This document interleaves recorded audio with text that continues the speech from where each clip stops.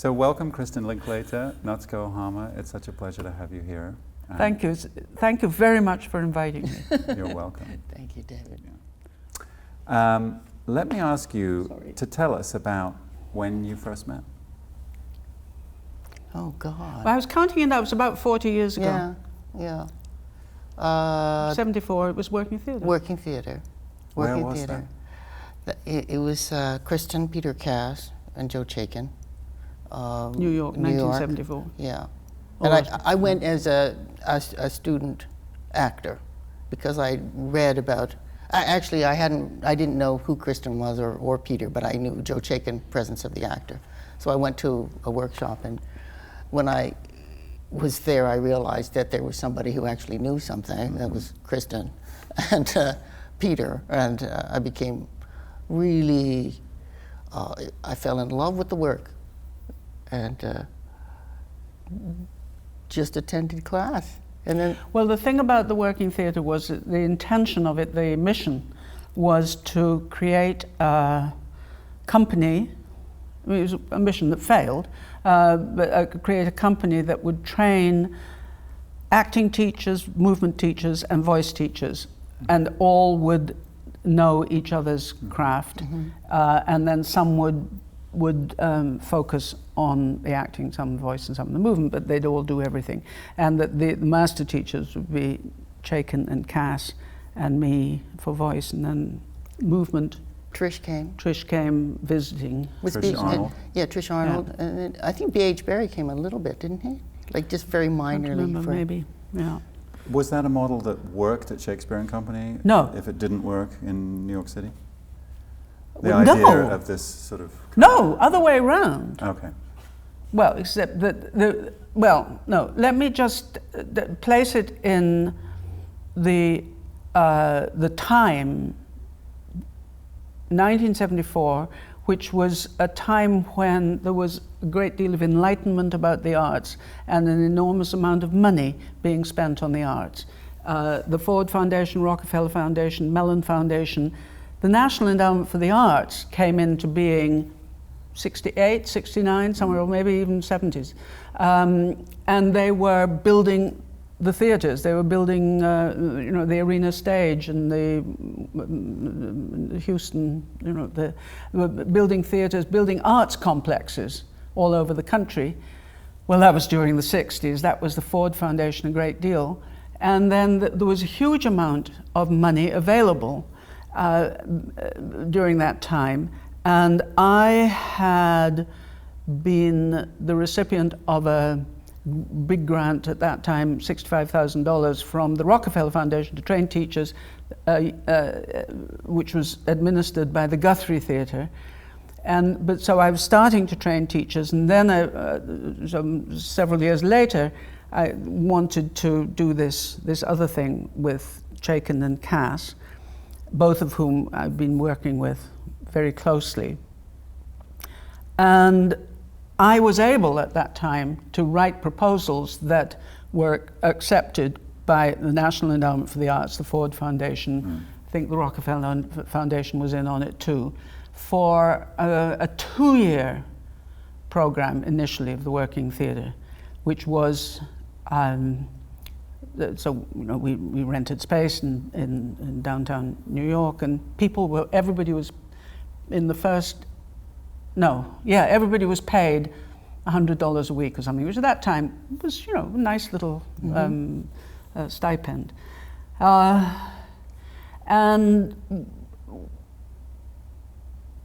what we did, and this is where you first came into it, was we did a training throughout the year with 10 people, something like that. And then they did practice teaching. The idea was to be the teaching and then practice teaching. So the practice teaching was in the summer, and the first time were you in the one in Washington or in? I was in Washington. In Washington, yeah. The University of Washington it was. American University, and they hosted this. It was a 6-week workshop, and people weren't doing workshops in those days. It was now everybody does them. They weren't. I honestly think ours was probably the prototype. Right. It certainly was the prototype for Shakespeare. That's why I reacted so vigorously, because this was 1974, and we did 2 of these summer workshops, and then out of that one, you came into, then 2 or 3 people came out of the first workshop to join, to then do training. Yeah. As teachers. As teachers. So they were brought into the working theatre to then do the training as teachers. Mm-hmm. And then the following summer we did one in upstate New York, and again a 6-week training course. Now the thing fell apart, partly because the climate changed and there wasn't all that money. I don't mean climate change, and we talk about it now. The other was, as so often happens, we all started to hate each other. And some of us go at each other's throat. I mean, it does happen sometimes in those situations. So it actually only lasted 2 years, I think, and or 3 years maybe. Then Shakespeare and Company came into being in 1978. I see. And when Shakespeare and Company needed to find a way to earn a living and, literally put bread on the table, the first thing they did was to concoct a 4-week version of the thing that I'd done, because I knew how to make it work. Mm-hmm. And so their workshops were based in the prototype that we'd set up at the Working Theatre. Okay.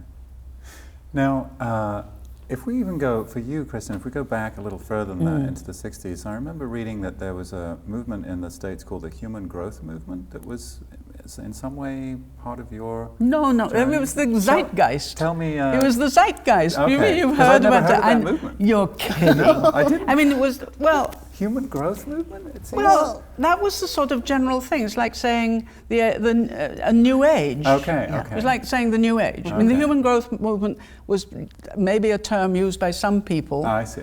To trace the development, the huge amount of self-examination that was going on in the psychophysical field, stemming from Esalen on the West Coast with, who was the love guy? No, who were all, anyway, names we can, if my brain would come up with them, well-known names who were kind of at the beginning, through the bioenergetics, Wilhelm Reich, that kind of what's in the body, what's being, and Stanley Kellerman, it was amazing, and Joseph Campbell, those kinds of people who were searching. Yeah. They were searching for a deeper existence in life, and that wasn't just Freud. It was very Jungian based, I would say, and very Wilhelm Reich, very bioenergetics based. But there were intensive weekends, and the group therapy. I was talking about how wonderful all the group therapy was. Everybody was doing group, and rebirthing and confrontation and everything. And it was wonderful. I mean, I look back on it as being a wonderful time of everybody wanting just to get at the meaning of life from and transform themselves from the inside out. And in that way, I think it's been entitled in various different ways, but that's just one of the general ways. Okay, so now I want to ask you about, or the two of you, about the evolution of your work over time. So we're sitting here in 2019 almost, and we're talking about some of the beginnings back in the 60s and 70s. Is there anything you can articulate about how your approach to working on and with the voice has moved over time, or not? I'm curious. Well, I don't know how many teachers Kristin has trained now. Quite Probably, a number. Well, between 200 and 300. A lot. Yeah. And I would say my evolution, if there is an evolution, I mean, it's really rooted and based in the work of Kristin. But I think where it maybe branches off a little bit from many voice teachers is the generation that you're taught. And I was taught in the 70s and into the 80s, and that whole Shakespeare and Company training, time together. There was much more luxury in terms of the amount of time that you spent together, and the requirements were, at least that's how I took it, were often performance-based. We really did a lot of acting, and because Peter Cass was an influence, a very profound influence for me, my branch of the tree is going in towards the actor and performance, which that just happens to be where I went. And I've managed to check back with her over the period of time, because we spent a lot of time together. You know, just being together. Yeah. When you were acting on tour, or like, you know, in the regional theaters. I was acting at one point. I think I was playing the nurse in Romeo and Juliet, and Natsuko was the voice coach for the production. And I remember having to sit and have a voice session with Natsuko telling me that, I don't know, I wasn't breathing, or she didn't believe a word I was saying, or something like that, and I was very, very annoyed. Poacher turned gamekeeper. Oh, it was 12th night, and you were doing Mariah. Was 12th night was Mariah? And Mary Conway and I, Tina actually, had come to us, and she said, "You are going to have to do the work with Kristin, because if I do, it's going to be she wouldn't be capable." So Kristin would come in, and it was really like the exorcism of the devil. I mean, I could teach anybody after you teach your teacher. Yeah. You really can. I mean, if you had to teach Iris, can you imagine? It was a fantastically challenging thing to try to keep bringing her back to the simplicity of stuff. I mean, she'd be literally, she doesn't remember this, but she would be screaming in my face, just short of punching me. And then all the joints in my body would come apart after a session. They'd have to take me home and pour scotch down my throat in order to make me. Scotch played quite a large part all our lives, I have to say. So, but you know, in my defense, Tina's one bit of direction that I remember was, I think you should play her like a wren. Oh, yeah. Anyway. Yes, that's right. And you were trying to play her like a wren. Anyway, what do you want to ask out of that? I think that the evolution that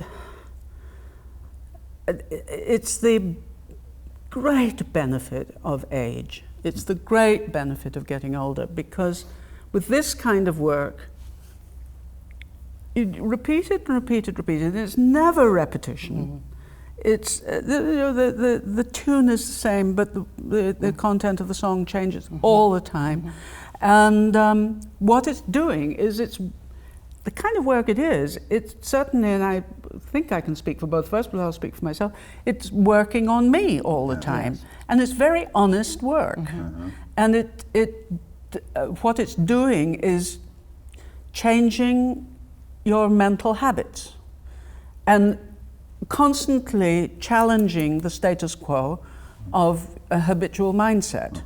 And so, as I have done that over the years and over the decades and so on, I think as a teacher, I've just become more and more, and this is an overused word these days, present.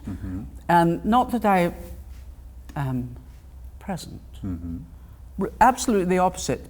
I'm much more messy and at ease in the classroom.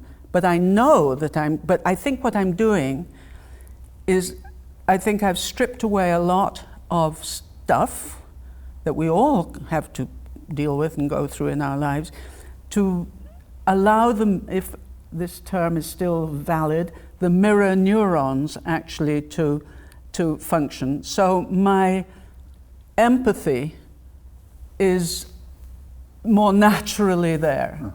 And therefore my teaching has more immediate effect than, almost with each workshop that I teach, I would say, but certainly year after year, I would say that something more happens in response quicker with and that's just to do with the clearing.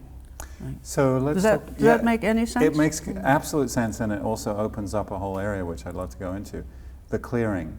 So you recently gave a speech at the Shanghai Theatre Academy, and I read a copy of that speech, and you alluded to this. You didn't use that exact word, but you alluded to the notion that your students, actors, human beings, accumulate some kind of internal psychophysical detritus over time, and that part of the work is to remove and create a cleaner connection between voice and imagination. So is there anything else you can tell us about that? Why is that even the case? Why is it true that we all accumulate that inner detritus? What's going on? Birth, learning how to crawl, how to stand, that's forming the brain. The story that I tell always, and I do think it is quite graphic and it's worth saying probably here, is that when you're born, when the baby is born, first thing that happens is breath enters the body, and the body, in some strange language, says, I breathe, I live. Next thing, very shortly, that happens is that the baby doesn't know that it feels, but its little body feels something we might describe as a little pang. Now this word is almost untranslatable. I can't find in other languages. The pang is a great word. And in response to the pang, the baby takes in breath and it comes out in a wail. And very shortly afterwards, if all goes well, warm milk enters the little belly, and the pang goes away, and the baby's body has learned, oh, I breathe, I live, I wail, I survive. And that runs that little baby's body for months and months, even into the second year and then the baby starts to get some words, and at a certain point the baby now maybe is a toddler, 3 years old or 4, and has a life or death, because it is life or death, this, I live, I survive, life or death, has a life or death need for a chocolate chip cookie. You've heard this story. No, I haven't heard the story, but I know it's to be true. And this little thing has been playing with his or her toys here, and mother or father or primary caregivers cooking up a nice supper there, and comes running in with this life or death pang need and goes, I want a chocolate chip cookie, give me a chocolate chip cookie now. And mother or father or primary caregiver goes, oh, don't speak to me in that voice. If you scream and yell like that, you get no chocolate chip cookie. Go away until you learn to speak nicely. So what does the little system learn? Very quickly. Well, probably may take actually months in reality, but in this little story, next day, life or death, pang. Chocolate chip, didn't get my chocolate chip cookie yesterday. Must be this pang doesn't work. So I better suppress the pang. Still want the chocolate chip cookie. Suppress the pang, go into the kitchen with a little smile on my little face and a very nice little voice. I say, could I have a chocolate chip cookie, please, pretty please, if I'm a very good little boy or girl? And lo and behold, you get 2 chocolate chip cookies. So I think that illustrates it. Yeah. So that's the first thing, that what we, and then that goes on through school. Obviously we're not encouraged to follow the pang, to follow the emotional, and indeed we have to be acculturated. We have to fit into the culture. Now, how that acculturation is delivered will be the determining factor as to whether, I suppose, this child grows up in a way that we might say is healthy, with a healthy relationship with its surrounding society, or constantly in conflict with it. So Does that? this is beautiful. And does that? I want to ask if that implies that in some way the training of the human voice is an attempt to open up a desocialized connection. No, I would say a very sophisticated re-socialization. Okay. Because now you're a grown-up. Yeah. It's not that you were being encouraged to return Right. to the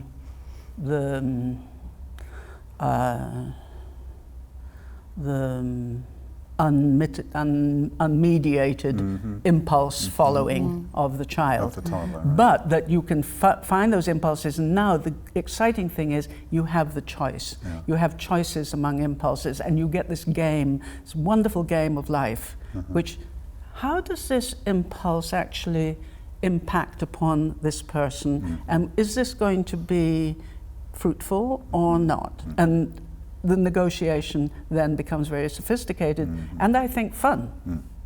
Yeah, I think that. Does that make, Yeah, how do you feel about that description? What I say to the students is really that anarchy is not freedom. You know, freedom is choice, really, when you're doing that. And that's why I don't like to work with younger people. They have to, for me, they have to be at a certain age where there's a consciousness that allows them to enter into that, to tap that kind of emotional resource or expression rather than just sort of splatting out and acting out in a way. Yeah, and I was once offered a very useful little thing, which is say,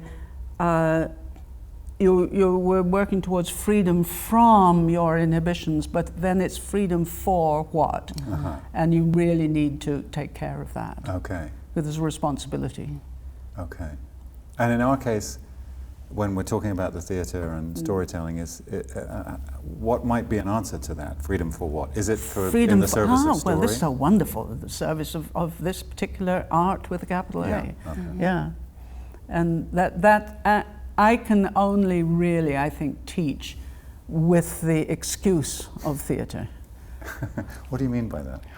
Well, I can't honestly say that I know enough about life No. to say this is really good I for think your that- life. I think that but binds the three of us. I know Yeah, that that's I can right. say it. This is really good in terms of theatre. In fact, it's essential in terms of theatre that you can go to the nth degree, that you can. But you're much more willing to work with, like I really love to work with actors, but you were willing to work with people. I work with such interesting people Yeah, now. so This is one there of you the go. great benefits Exactly. of my current situation is I do work with people who are not actors, and they're very interesting, brave people. Yeah. So I wonder if we're right on the verge of a question that I wanted to ask, which is to do with the role of the imagination in our work, and how I think you described in the paper that I referred to earlier that you wrote recently, you described the imagination, or one of the functions of your work is to try and connect a pathway between the imagination and the potential of the voice. And actually I've been thinking about this a lot lately in terms of working with students and actors. How is it possible to encourage a young person to engage with their imagination in a way that is in service of our art form? And what are the obstacles? That's a huge question. Can you narrow it down a little? Well, I guess I mean, let's be specific. Let's be I know specific. that there are certain students that I might be working with tomorrow or yesterday, or very recently, or under current circumstances, who seem to have a blockage between what they are doing in terms of following instructions or, pursuing the curriculum, whatever that might mean, and a free imagination. They don't seem connected to their imagination. What do we do? Well, I don't see it as a stark problem in the way that you do, you've just described, although I think you're probably also talking about the thing which is in the room, which is that the influence of electronic digital communication on the human instrument, and that's something which I think is another subject, and we can talk about that, and I'd be happy to give my opinions on that. But that's what poetry is for. That in terms of training the imagination, Maybe I should tell the story about the girl at Emerson when I was working on haiku. You see, I always start with haiku because the whole point about a haiku, a classic haiku, the 17 syllables is not so important, but the classic haiku is that there is an image, usually drawn from nature, but not always, an image that is powerful enough to arouse an emotion. Then there is another image, a different image, which is powerful enough to arouse a different emotion. And there has to be at least 3. Sometimes it's 4, sometimes it's even 5 within the 17 syllables, within those things.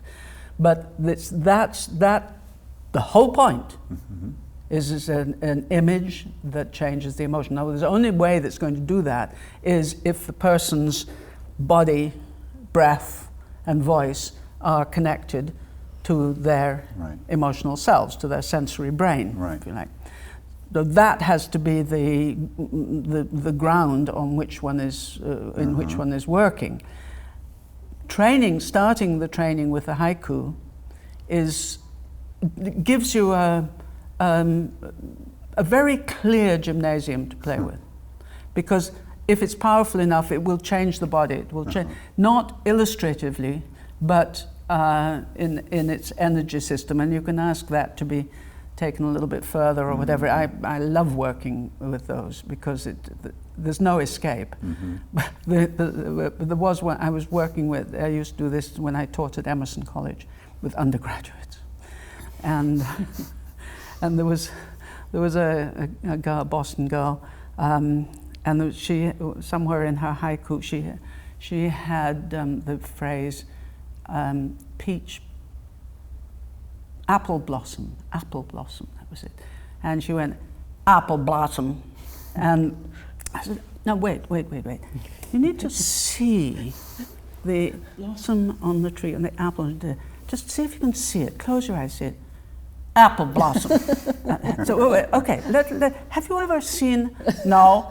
Okay, sometimes on television they show the blossom in where is it in Washington? They show this blossom all over the place. Can you see that? Apple blossom. I said, okay, breathe. Let it come down there. Now, surely, let's just focus on one petal of them. And there it is, all translucent, little bit of color, little bit of whiteness.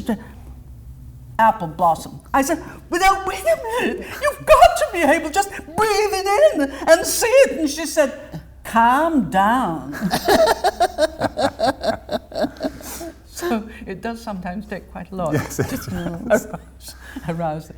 But that I do start with really, I'm very pleased with it. And actually I developed it I think I told you about it, the Chinese workshop is very early on in the training, I've got a great big beautiful picture of a rose, and they all have to look at the rose, close their eyes, and then I train the imagination by saying, look, first of all you're going to see the rose where I held it out here in front.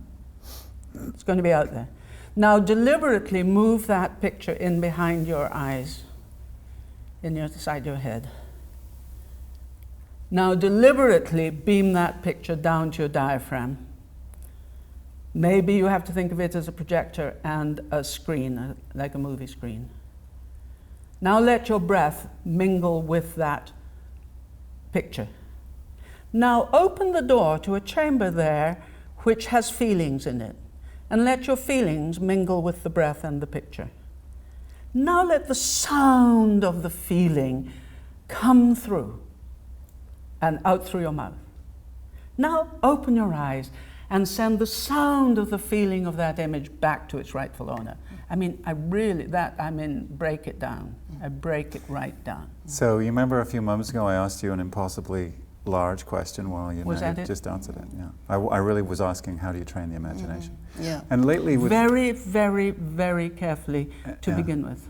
Anyway. Incrementally. Right? Incrementally. And sometimes they start out and they just feel some people can't image at all. Yeah. And you have to really stay with them and encourage them to do it. And sometimes they've been in the hands of people who say, you're not a visual person, you're an Yes. oral person, Yes. you're an oral Yeah. person, you're a physical person. I'm No, this not really. kind of And person. That's Right. bullshit. Yeah. We're all everything. Yeah. And then I usually say, with that kind of person who's usually saying, well, I'm not a visual person. I said, oh yeah, okay, good.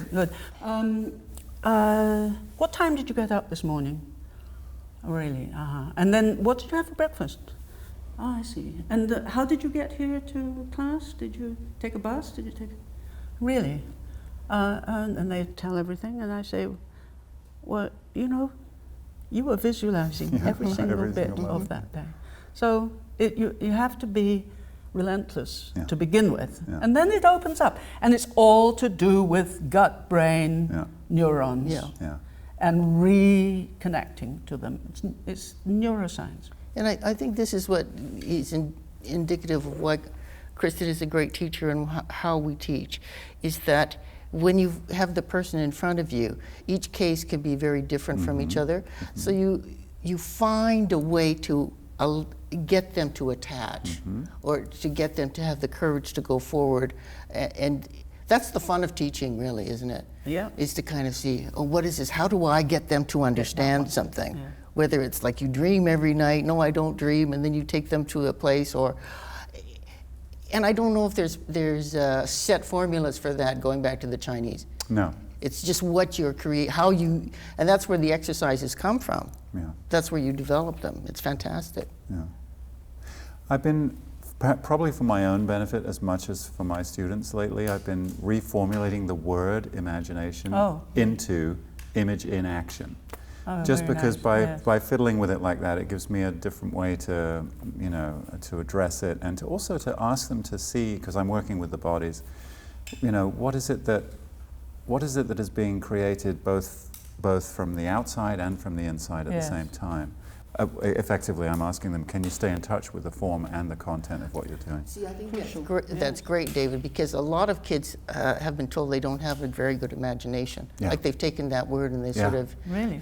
Oh, yeah. From when they were in school, probably. From when they were in school. Yeah, that's true. And so I think when you rethink it that way, I think that's also an important thing to do, is constantly take apart these phrases, these words that have become formulaic, and say, well, what's that? What we're really talking about? And let's talk about it another way, find other words. So just scramble the brain. Yeah. So, speaking of scrambling the brain, I wanted to ask you guys if you'd ever lately discussed the fact that Kristin is now working in the Orkney Islands, and Natsuko, you're working in this great, megalopolis of Los Angeles. Yeah. And to what extent do these two locations have any influence on your own work and imaginations and processes? Is there anything in that? Is geography important? Yeah. Yes. Tell us how and why. Well,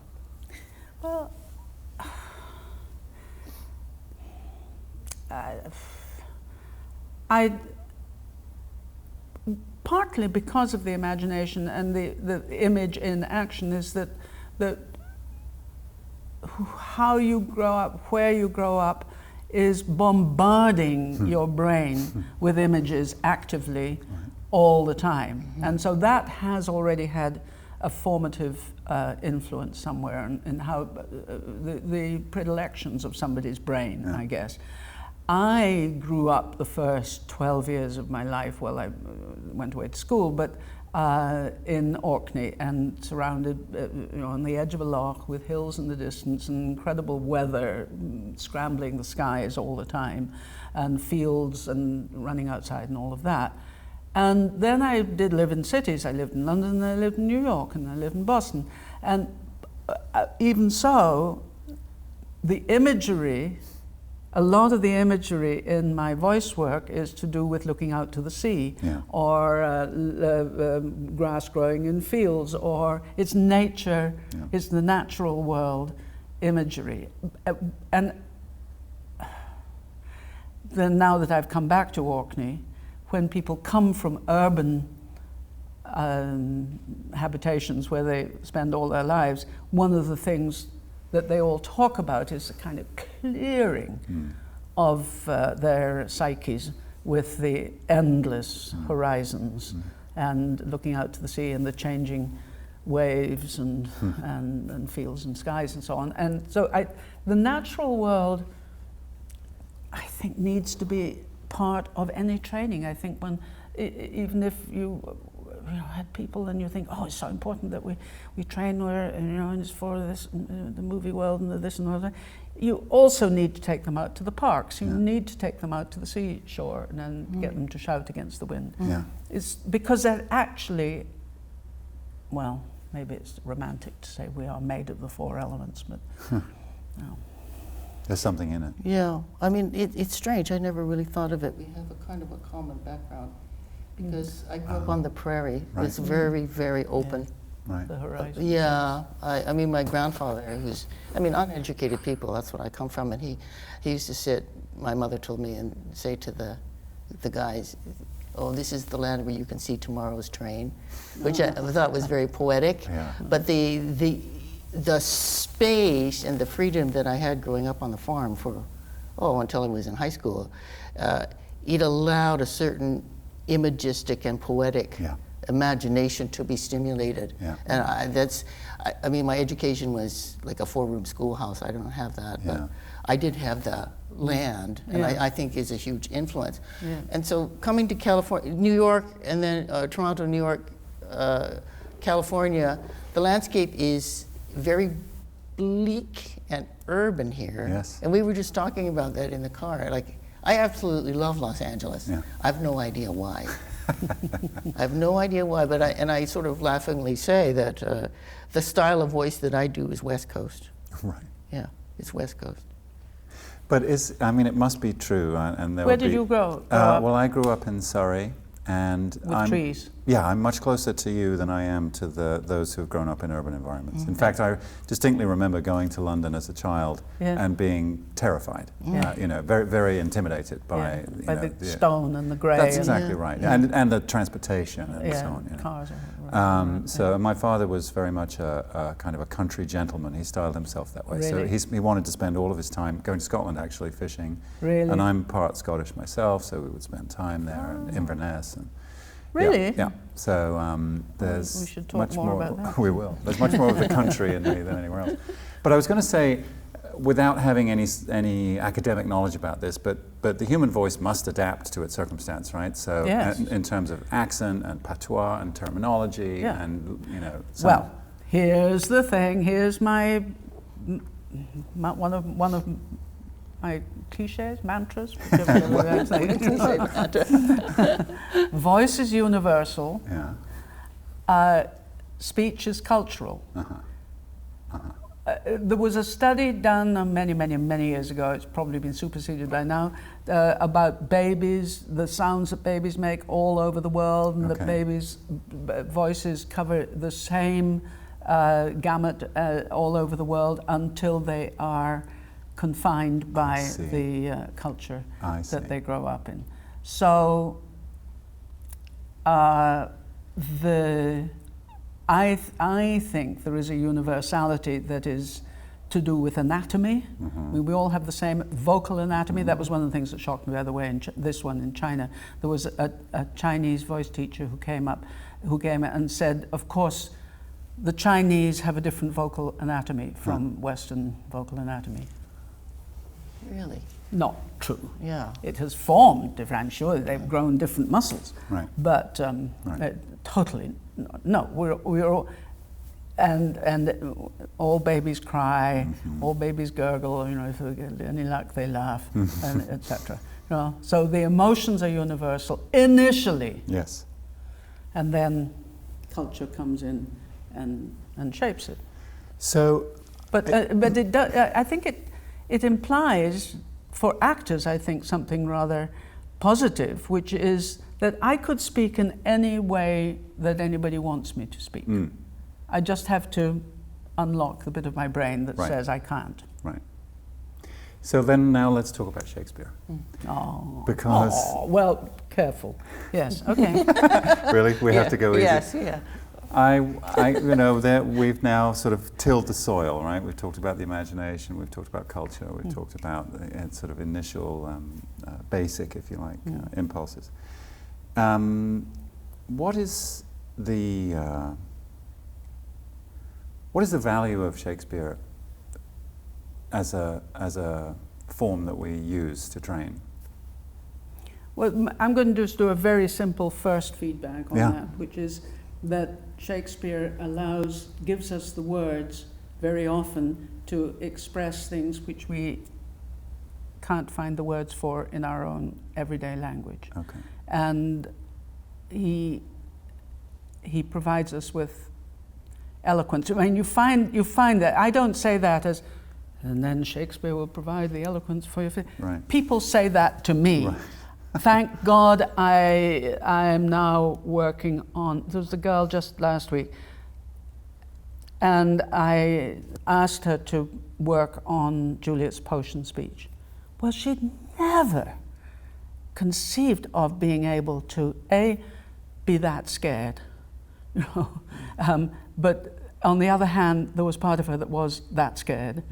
And then she had the words for it, she had the situation for it, and she was transformed. I mean, she was 23 years old, very nasal, and everything, and this totally other part of herself was tapped into and revealed because there were words and situations, and the situation, which was beyond her everyday situation, but gave her satisfaction and entry into a part of herself that she hadn't spotted before. Okay, I have something for that, but I wanted to ask you, Natsuko, to muse on what you consider that, why Shakespeare?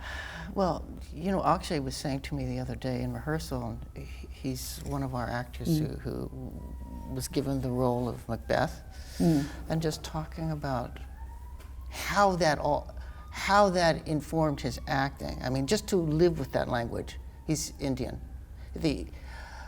To say those words over and over, and to live with those great complicated thoughts that are dropping into a place that's beyond the consciousness. It's really an unconscious experience. It's like having food that has a real vitality in it, and that allows you to have the experience of living in a way that in our everyday pedestrian, naturalistic television shows, and are, as great as they are, there's something about that's going right down into the system, and it's a tremendous gift. So for an actor to experience that is just like the biggest workout you can get, I think, for English-speaking people. I don't know enough about it. It sounds like a real reductionist thing to say. It's brain gym of the most incredible sort. Yeah. People find themselves with intelligence that has been lurking somewhere, but has no reason for it to come out somehow.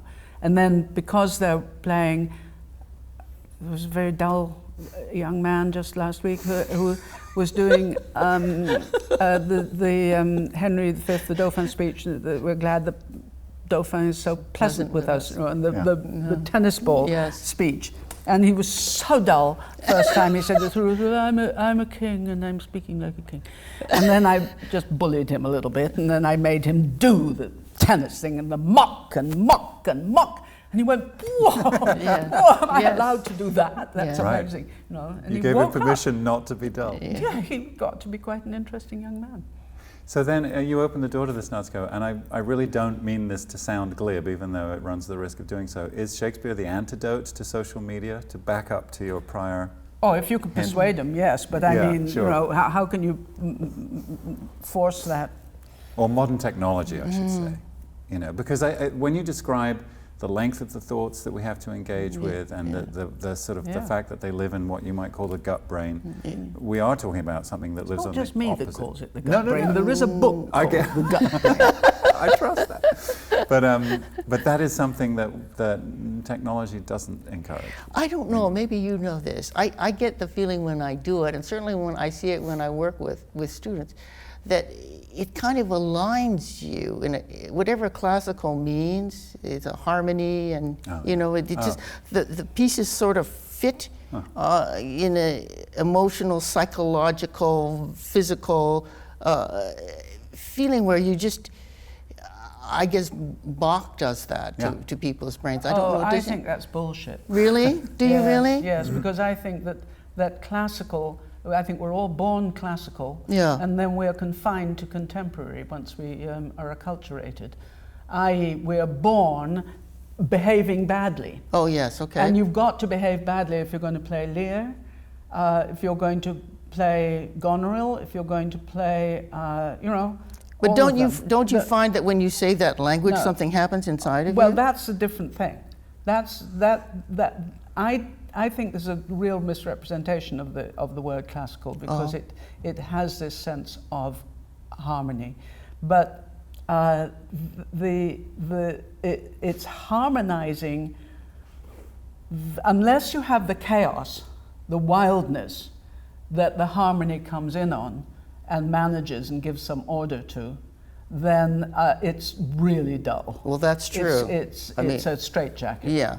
That's why so much Shakespeare teaching, training, which says you've got to do de-dum, de-dum, de-dum, de-dum, de-dum, and then you've got to do caesuras, and then you've got to do this ghastly thing called enjambment, and if I can get my little number in on this thing, that'd be great.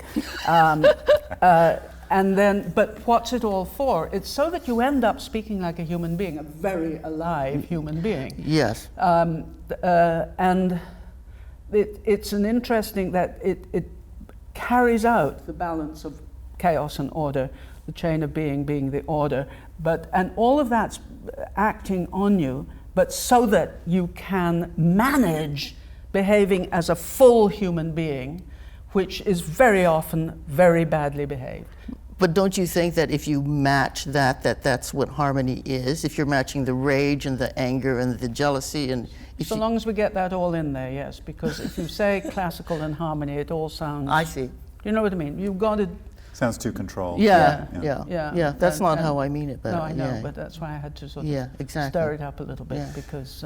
So then, let's talk about iambic pentameter and enjambment and all of that stuff. So go on. Well, I want to just get go this for on it. the record. Yeah, red rag, Well, the order that I teach in is all, first of all, this vowels and consonant stuff, where they came from, the evolution of language, how that then comes into words and how words become images and then images join together to make sense, so that you don't interpret.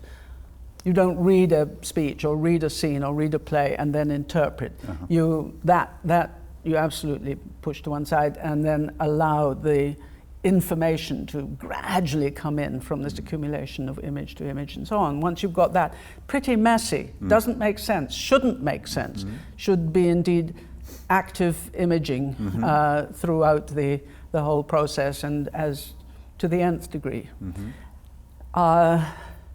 Then it needs to start to have some form. So the first bit of the form is that I work with is the iambic pentameter. Everybody says yes. We all know the iambic dum dum dum dum dum. Oh, well, the way I do and I'm not the only one who does this. Lots of people do it, but I get people to skip, because when you skip, you're doing dum dum dum dum dum. Right. Well, I would ask you to skip, but you're not going to do it. Yeah. I mean, there's two different kinds. It's not this kind of skipping. Yeah. You're actually quite into the floor kind of skipping, But and it's there's nearly always one or two people who say I can't skip. But all children skip, don't they? Yes. I think all. I mean, it's I hope. Anyway, I hope.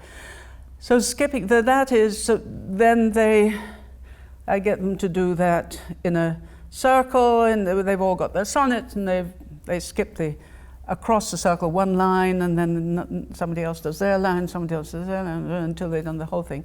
And I correct.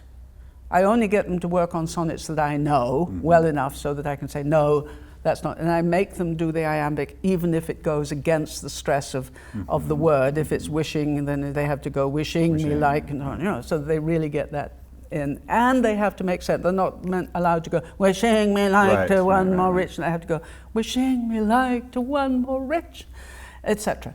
And then at the end of the circle, they turn around. So we do that. Then the next, then in the course of that, I'm pointing out a little bit things like onomatopoeia and assonance and alliteration and various figures of speech, just beginning to alert oneself to those. And also that thing of sometimes the personal pronoun is on a strong beat, or the word and is very usefully on a strong beat, so don't miss that, or from. But don't hit so and don't hit such, because that's a modern abomination. And then the next thing I do, which I'm very proud of, and some people have a great time with this, but not everybody. So then I say, now we're going to look at the form, and the form is quatrain, quatrain, quatrain, rhymed couplet, and then A, B, A, B, A, B, A, C, D, C, D, C, the rhyme situation. Though the first one you do, I wish I could just do it, but I'm not going to, is that you walk I'm not going to do it. Since brass, you think of a square, right? And you go since brass, nor stone, and as much as possible you're seeing the image kind of coming up from the floor through your feet, so it's through your whole body, nor earth, nor boundless sea, but sad mortality, or sways their power. So it doesn't have to be boing, boing, boing. You've got a little, ease in there, and then, so you do the whole of the first quatrain like that, changing very sharply in the corners, and you see that. Then you've gone round to here, then you step out, and you do the second quatrain, which is an intensification always of the argument or the emotion, in another box that is wider than that, and the third quatrain is one wider than that. So it has grown, but it's growing absolutely up from your feet. And then you step back from the whole thing, and you walk your rhymed couplet looking back at what you've been talking about. Now we have the connection with Bach. Now we do, because the form is energy. That's right. It's not form. So the form is energy, which is competing with and combining with the energy of the content. Yeah. Oh, that's fantastic. So there has to be a combustion. Yeah. Between them. Yeah, and they absolutely are interactive in that. And enjambment? Now. Go on. No, we have, first of all, to have line endings, which is a huge and controversial subject, which I am passionately fascinated by. And can I tell my two little anecdotes? Of course you can. Why are we here?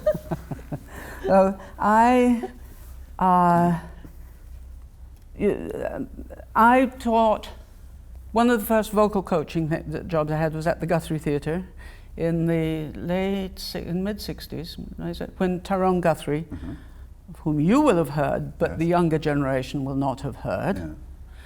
They haven't heard of Joseph Chaikin either. That's very true. We're real dinosaurs. Yes, but Guthrie was still there, and I was vocal coaching people like Hume Cronin and Jessica Tandy and Zoe Caldwell and so on. Anyway, great American actors. And he was doing some historical play, I can't remember which.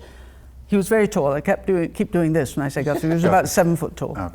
And very, very intimidating and imposing. And he had a long nose, and he was Sir Tyrone Guthrie, so all the actors referred to him as Sir, just as Sir. And one of the young actors came up to me one day and said, you've really got to help me with this. Sir says I've got to do these 8 lines in one breath. Will you help me do that? And I said, no. I won't. But I'll try and help you get round it.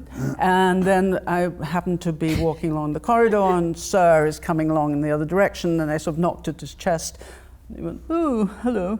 And I said, "Excuse me, sir, but so-and-so has just come and asked if I can help him do 8 lines in one breath. You don't really mean that, do you? Do you really have to do that?" And he said, "Oh, no. No, it's just he has to do it in one long thought, but he's too stupid to understand that."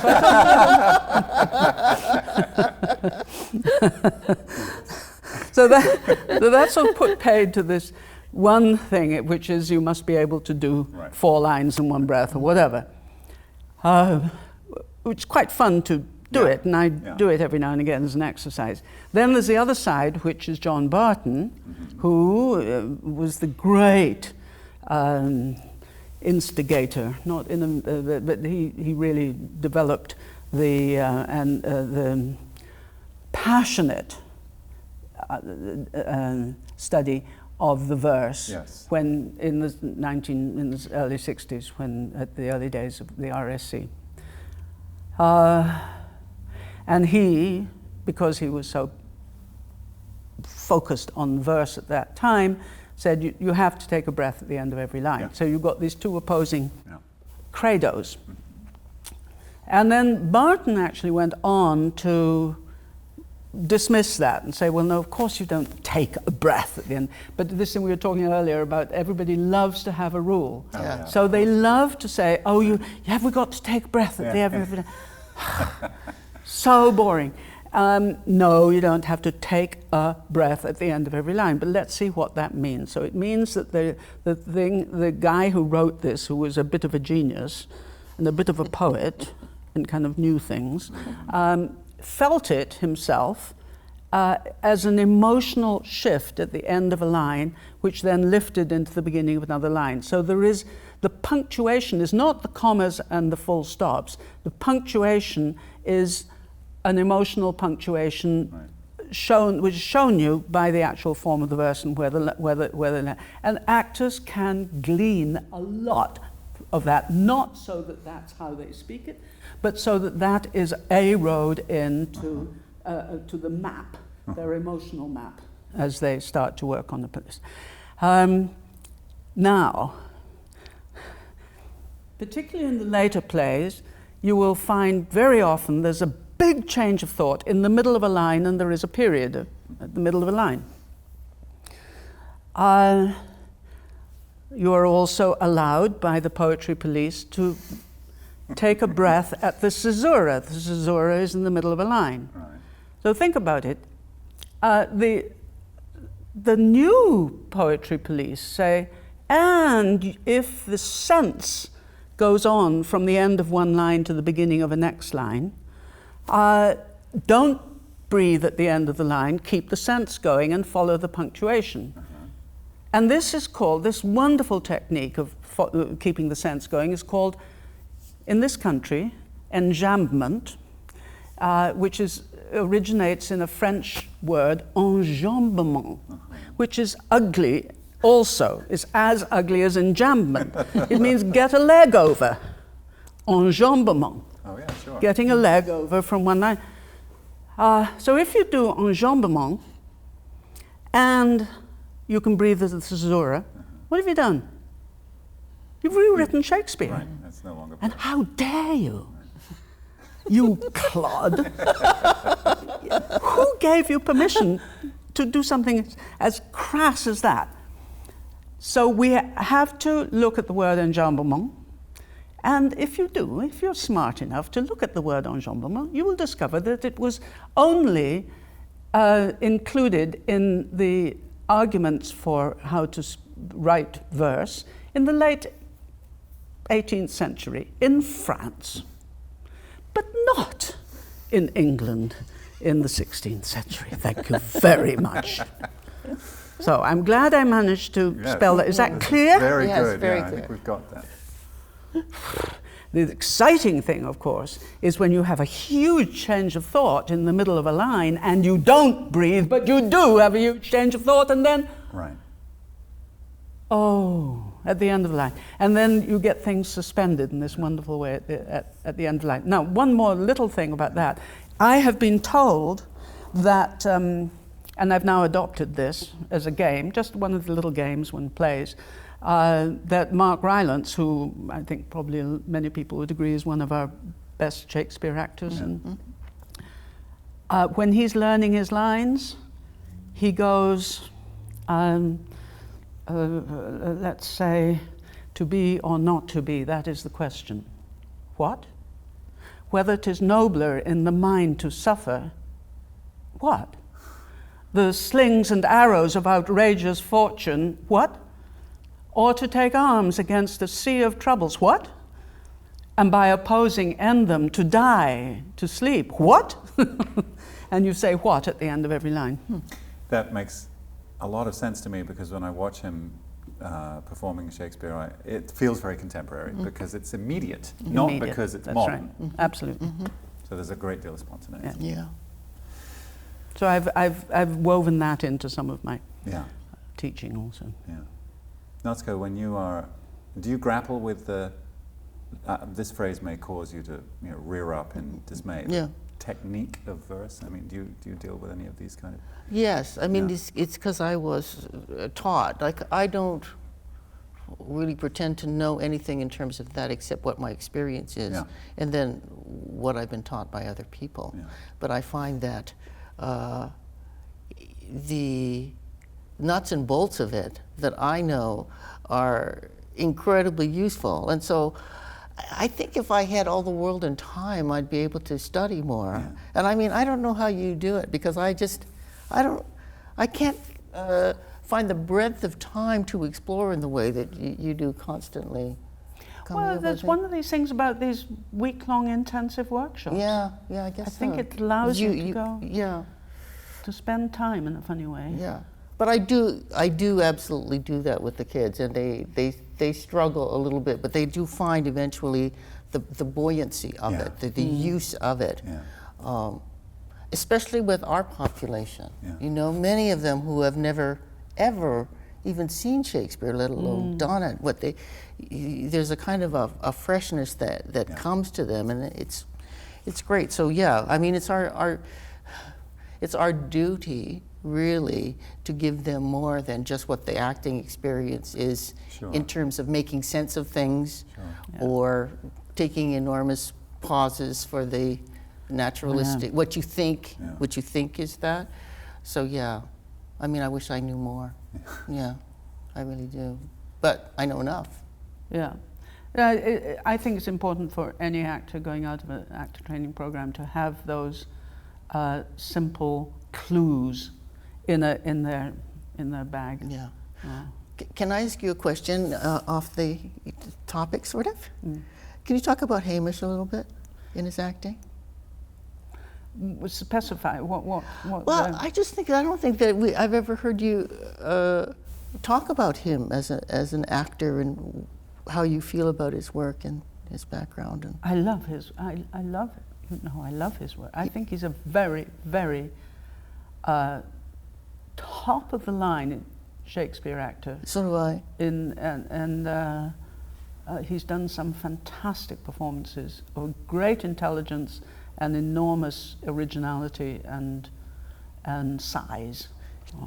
How did he come about doing that? Is it just because he grew up at Shakespeare? I think the growing up, there is this wonderful thing, about Shakespeare and Company in those early days when we were doing outdoor theatre under the trees with the lawns sloping down to the trees. And Hamish, when I first went there, Hamish was a year old. And what would one do? You'd roll him up in a sleeping bag and pop him on the lawn, Yeah. and get some apprentice to just look out for him a little bit. And he'd be there as Midsummer Night's Dream and Romeo and Juliet sort of rolled on. He was our first changeling child. And then he was he was brought on stage once, and I think Tino's Furious.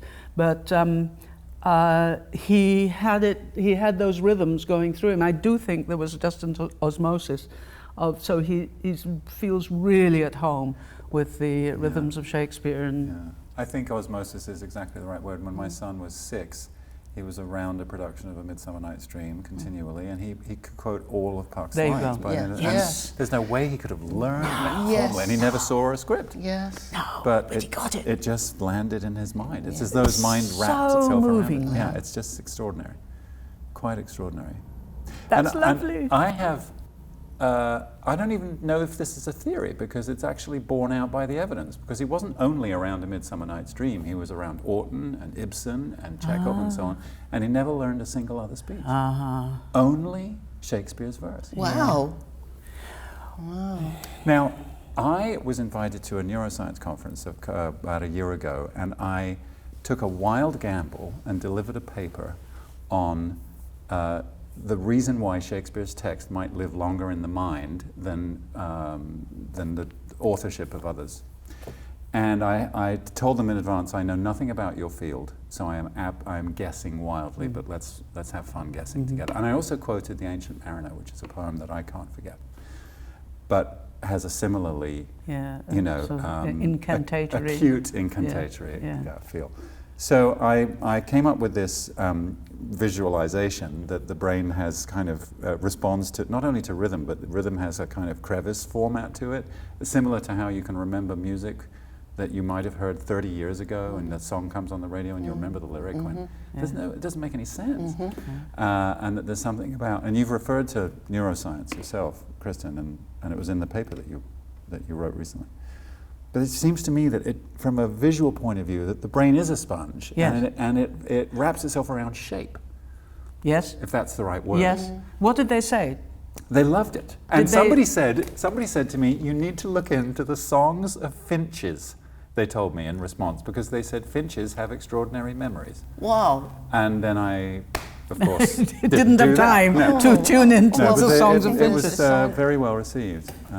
But you see, that's the kind of thing. There's parts of the brain deal with rhythm, parts of the brain deal with music, and that's the voice part of speaking. And I say this thing which sounds so stupid and so obvious, but you can communicate a great deal with voice and no speech, but you can't communicate anything through speech without voice. You see? Yeah. One doesn't think of that. No. It's worth clocking. Yeah. And it's partly because the speech comes from two different parts of the brain, largely. I mean, I've got everything intermingles. Broca's area and Wernicke's area. Those have been named after two neurosurgeons, one German, the other French, who happened when they were doing some brain surgery in the late 19th century to discover the bit of the brain that did, I don't know whether it was syntax and grammar and the other one was words, something like that. Voice comes from all the different parts that deal with music. Yeah. So voice comes from at least 11 different parts of the brain. And if I was, didn't want to waste time, but I don't want to waste time, I'd give you those 11 bits. No, I can't remember them all. But you know, the hippocampus and so. I mean, it's got the memory, it's got life experience, it's got music, it's got mathematics, it's got rhythm, and all of that is dealing with intonation, the intonations of voice, and the rhythms of it. And I'm sure that when there's a rhythm, that's why nursery rhymes, I think, also we do remember. Right. Absolutely. But when there's a rhythm, as in Shakespeare, that implants very readily in certain parts of the brain, and then the images. So it's visual and rhythmic. Were you raised on Hilaire Belloc by any chance? Yes. That's something. The chief defect of Henry Bing was chewing little bits of string. Yeah, he's just once it's in, it won't go anywhere. A trick that everyone abhors in little girls is slamming doors. You're much better than me. Yes. So, and I also wanted to mention, some years ago here we hosted a very brilliant neuroscience professor who was also a kind of an arts aficionado by the name of Daniel Levitin. He's based out of McGill. And he wrote a book called The World in 6 Songs. And effectively he constructs an argument that we sang first as a species. And it's kind of beautiful to imagine that, you know, whether or not that's based on history or his own version of sort of informed fantasy, I don't know. But. Yes, I haven't read that, but that rings, that's, yeah, I've heard that. Right. I've heard that before, and I love the various creation stories, and therefore and the development of language. I mean, there's apparently a Hindu creation story which says that our bodies, that humans were created out of the songs of the angels and the gods, coming down to earth and being made flesh.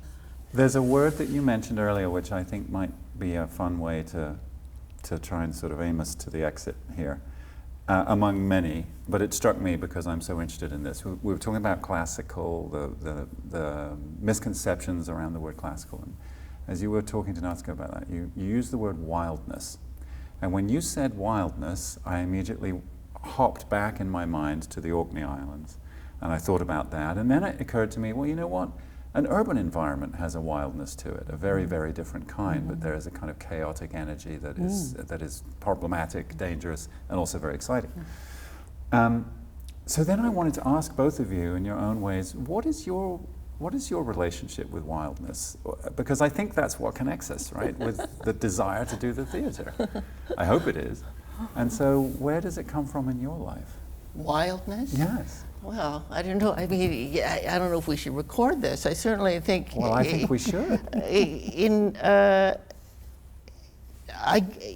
It started as a child, you know. I think, just growing up the way that I did, I was constantly.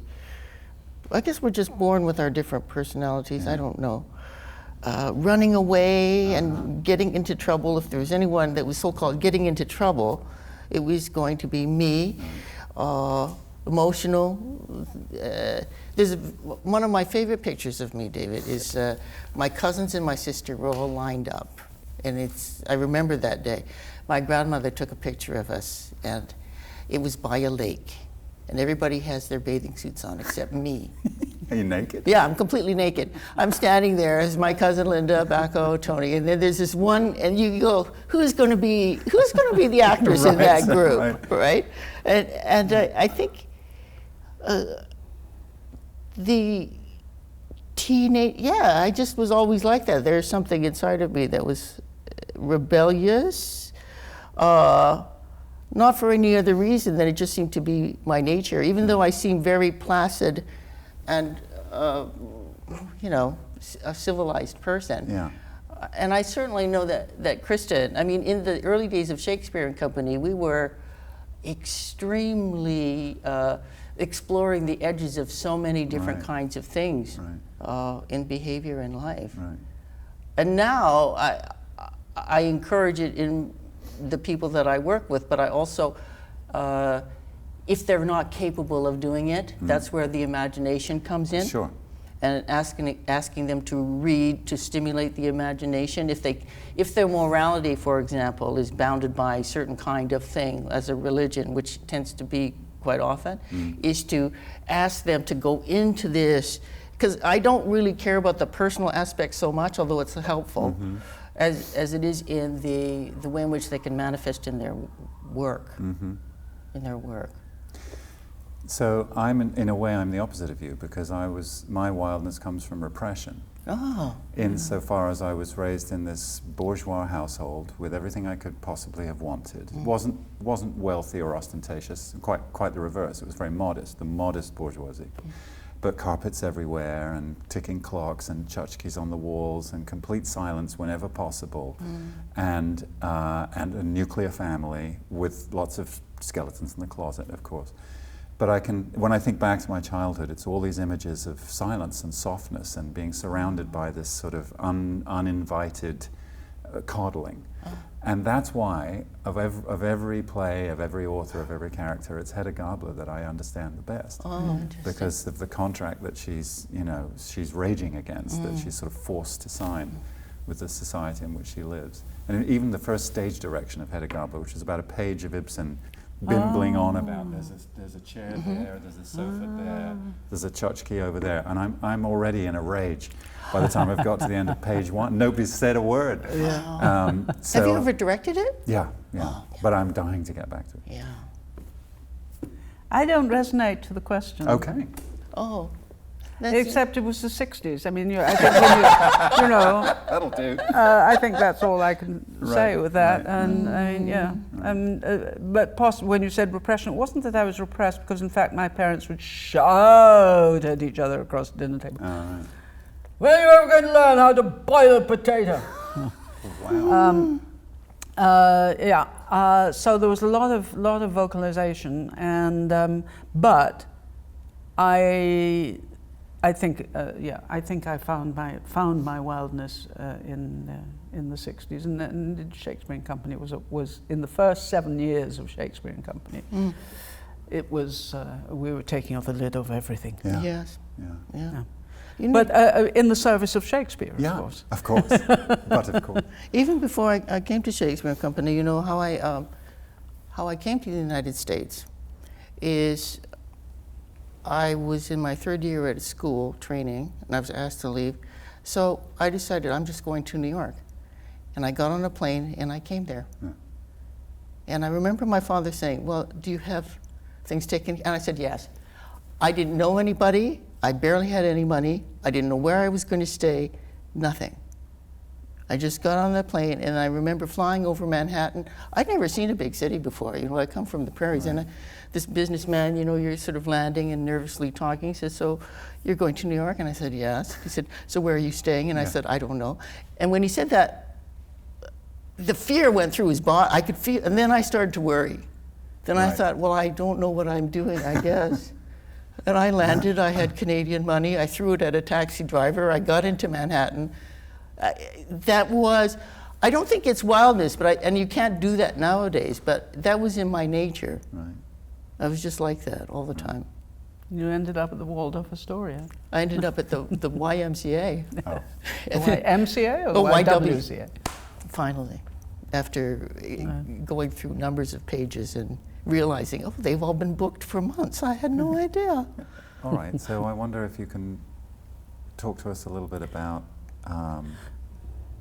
what you do now and what you will continue to do, and whether you have articulated a clear purpose behind your work, or whether you just remain unbelievably excited to continue to explore. Oh, I'm not unbelievably excited. Well, it's good to clear that up. No, I do it because it's, I'm defined by what I do. Yeah.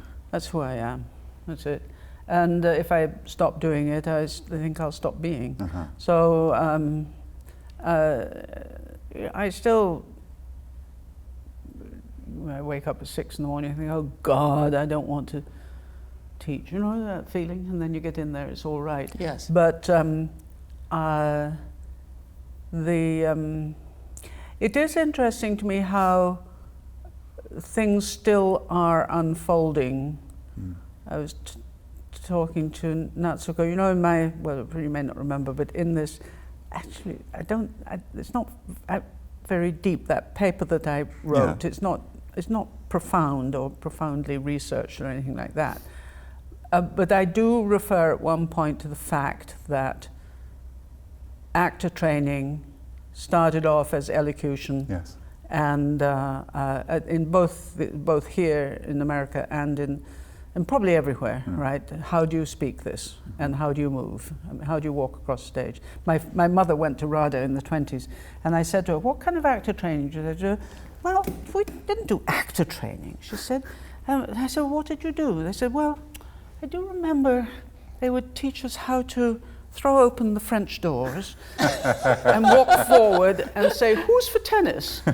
and then walk back again and feel with the back of your leg for the edge of the chair so that you could sit down with your knees together and never turn your back on the audience." So we did do that quite a lot. I wish our students knew how to do that. And so they didn't teach acting, they taught nice speaking, Right. and so on. And where was I going with this? Unfolding. You know. say things are still unfolding. So the thing then that I think tipped too far the other way is that in comes Stanislavski, and there's this thing called acting. well, teaching acting takes a long time and a lot of time, so let's push these skills things into the corner a little bit while we make room for this really important thing called acting, because that's what people are going to be doing. They're going to be acting.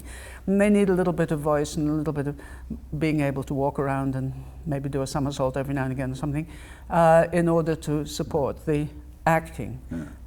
Now it's getting more and more, it seems to be more and more like that, so they don't even quite a lot of programs, they don't any longer advertise for a voice teacher, they advertise only for speech and dialects, for dialects teaching.